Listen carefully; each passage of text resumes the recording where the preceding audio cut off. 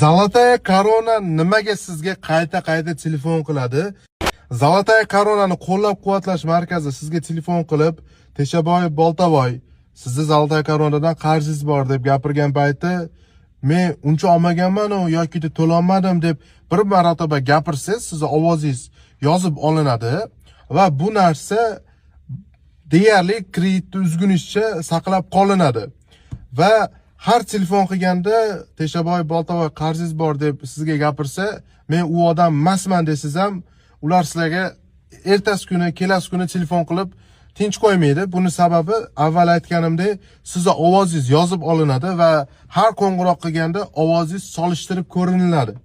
Shunga ko'ra sizga telefon qilaveradi. Ularni aldash imkoniyati yo'q. Avvalo kredit olishni tavsiya qilmayman. Olgan bo'lsanglar albatta to'langlar. Lekin to'lash imkoniyatinglar bo'lmayotgan bo'lsa, qanchadir vaqt gaplashib yo'lini topsanglar bo'ladi.